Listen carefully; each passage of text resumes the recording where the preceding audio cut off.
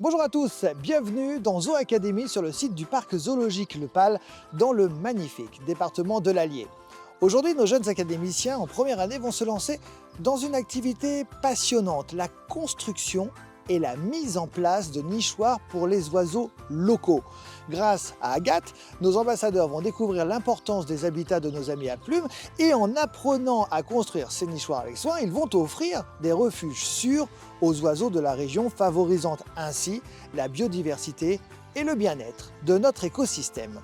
Nous allons d'ailleurs rejoindre Agathe dans un instant pour en savoir un peu plus sur les oiseaux de la région et sur les étapes de l'activité du jour. Mais avant cela, revenons, si vous le permettez, sur la dernière mission de nos élèves en première année. C'était, souvenez-vous, il y a quelques semaines, dans Zoo Academy.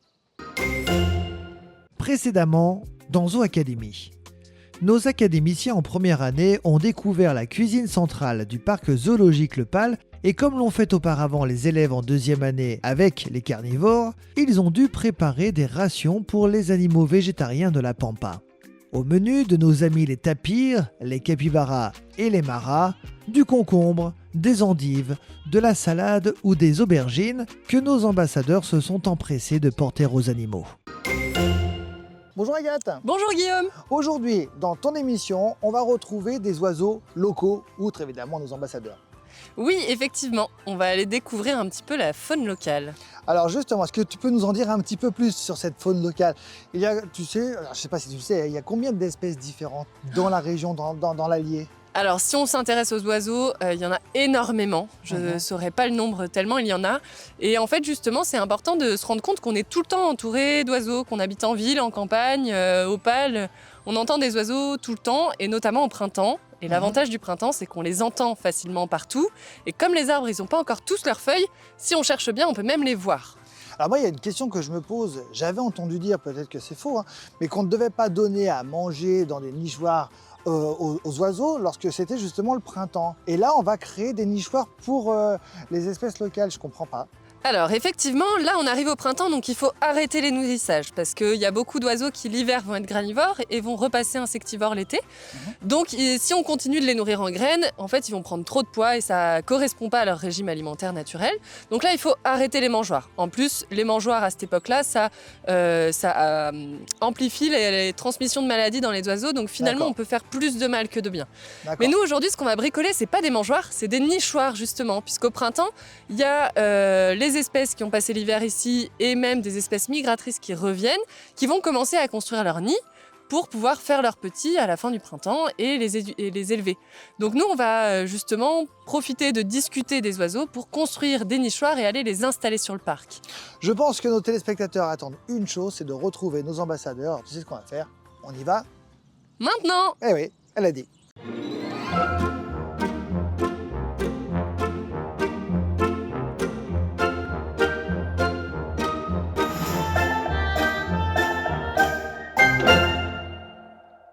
Alors aujourd'hui, on va aller découvrir la faune locale. Est-ce que ça vous parle, la faune locale? Qu'est-ce que c'est? La faune. Ah, c'est les animaux, la faune. La faune, c'est les animaux. Local, Dans leur bâtiment. justement, quand on est local de quelque part, ça veut dire qu'on va habiter ici. Donc nous, on va s'intéresser à la faune locale, donc aux animaux qui sont ici naturellement. Au contraire des animaux qu'on va présenter dans le zoo, dans le parc animalier. Là, on va parler des animaux qui sont tout le temps autour de nous, et notamment d'un gros groupe qu'on a tout le temps autour de nous, qu'on s'en rend pas forcément compte. Des écureuils. Des oiseaux. Donc nous, on va s'intéresser justement à ces petits oiseaux qui reviennent là, qui sortent un petit peu et qui se réveillent de l'hiver. Et on va justement essayer de faire en sorte qu'ils s'installent le plus possible sur le Pal. On va leur fabriquer un truc. On va leur fabriquer un truc. Alors qu'est-ce qu'on pourrait leur fabriquer? Ouais, on va fabriquer des petits nichoirs pour que ça leur donne envie de s'installer. Parce que nous, au Pal, comme on est un lieu qui accueille du public, comme on fait beaucoup de travaux, tous les ans, on est obligé de couper quelques arbres. On en replante, mais le temps que les arbres grandissent, on va essayer de proposer d'autres habitats aux oiseaux. Ok? On va bricoler les nichoirs alors? Ouais. Allez, c'est parti, on va à l'académie.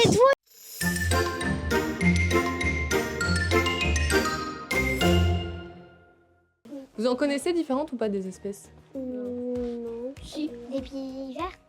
Des pivers, Des merdes. les merles, Les corbeaux. les corbeaux, Il y en a trop. les rouges-gorges, les pigeons. Vous en connaissez quand J'aime même. pas les pigeons. Les rouges que noirs, tout à fait. Alors, ce qu'on va Des faire, c'est que mésanges. regarder. Des mésanges. Charbonnière. Charbonnières, t'en connais d'autres des mésanges? Il y a la maison charbonnière et la maison... je sais plus. Donc aujourd'hui, la séance que j'ai proposée aux académiciens, c'est d'aller à la découverte des oiseaux locaux. Donc ceux qui sont partout autour de nous tout le temps. Donc on a commencé par parler justement des différentes espèces qu'on peut croiser, notamment la mésange, puisque c'est pour cette espèce-là qu'on a commencé à construire des nichoirs. Alors, Ah, maison. eh ben allez-y, essayez de remettre les étiquettes sur la bonne espèce. Effectivement les amis, si vous vous rendez pendant vos vacances dans le département de l'Allier où se situe le parc zoologique Le Pal, ouvrez grand les yeux et tendez bien les oreilles. Vous pourriez, vous aussi, apercevoir le rouge-queue noir, que l'on appelle également rossignol des murailles. Assez peu farouche, on le repère à ses cris et à son chant lorsqu'il est posé en évidence, ne cherchant pas à se cacher. Vous pourriez aussi observer l'hirondelle munie de sa queue fourchue qui la rend facile à identifier. Elle niche souvent sur les falaises, les ruines, sous les ponts, à l'entrée des grottes ou sous les avancées de toits. Enfin, vous croiserez sans doute le pigeon ramier, reconnaissable à son plumage bleu-gris, son poitrail rosâtre et sa tache blanche sur le côté du cou. Lui, vous le verrez dans les terres cultivées dégagées et les prairies, mais vous pourrez également le rencontrer en lisière de forêt, dans les jardins et dans les parcs. À vous de jouer!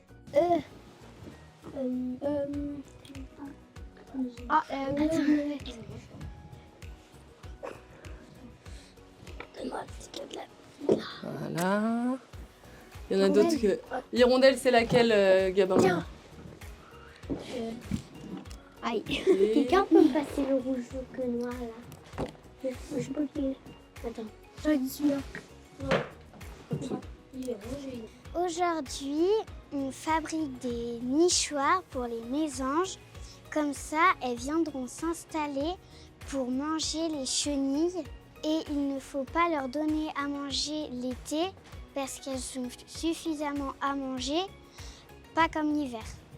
Donc là, nous, on fait des nichoirs qui s'ouvrent comme ça parce que ça va nous permettre de nettoyer une fois par an et contrôler en automne que tout va bien.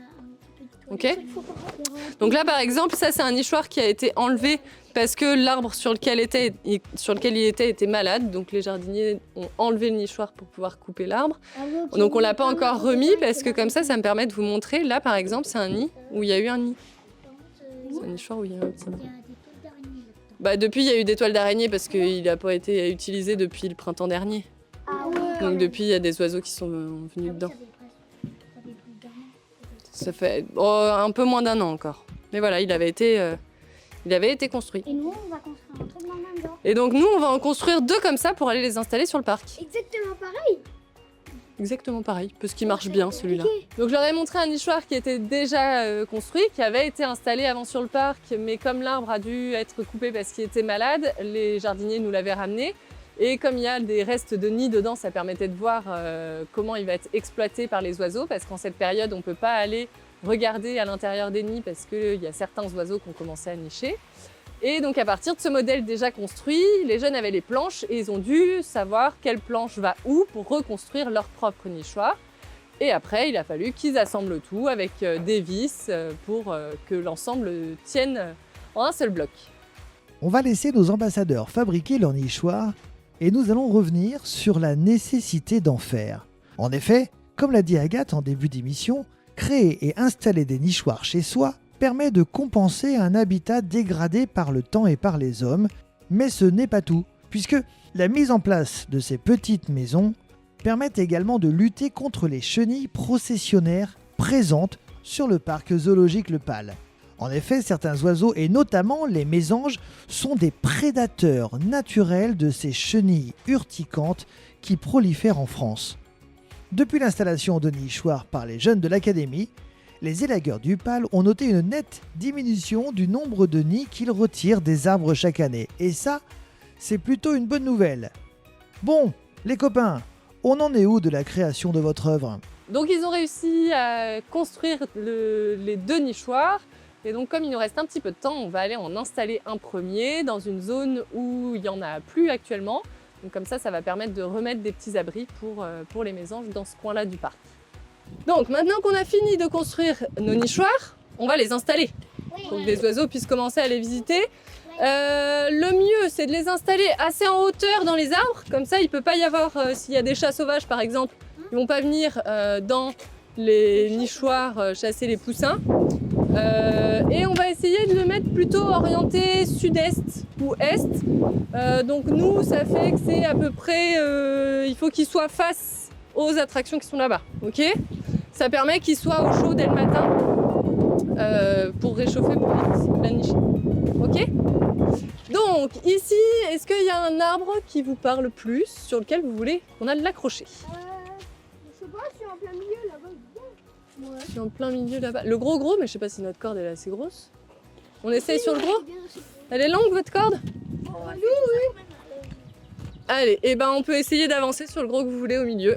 C'est donc avec délicatesse et habileté que nos académiciens ont utilisé cordes et échelles pour accéder aux hauteurs des arbres, offrant ainsi aux oiseaux des refuges sûrs et confortables. Les mésanges ont maintenant de jolis endroits pour vivre et pondre leurs œufs dans le parc. Grâce à leur engagement, nos élèves du Zoo Academy ont brillamment relevé ce défi, ajoutant une touche de bienveillance à l'écosystème local. Quel magnifique moment nous venons de passer. Regardez ces beaux nichoirs qui ont été créés. Les oiseaux locaux maintenant, moi je vous le dis, ils sont prêts pour la saison. Nous, on va se quitter. Je vais vous souhaiter évidemment une très très belle journée. On se retrouve très vite pour de nouvelles aventures. Regardez les images, c'est juste après le jingle. Salut! Dans le prochain épisode, préparez-vous à plonger dans une nouvelle aventure aux côtés de nos académiciens en 2e année qui vont se voir confier une mission d'envergure, préparer et entretenir les enclos des flamands du Chili, des oiseaux de la volière et des perroquets du parc zoologique Le Pal. Dans l'ombre de ces volatiles exotiques, nos apprentis découvriront les secrets et les défis de ce métier captivant. Accompagnés de Laura, ils se lanceront dans une expérience unique où chaque geste compte pour le bien-être et la santé de ces merveilles à plumes.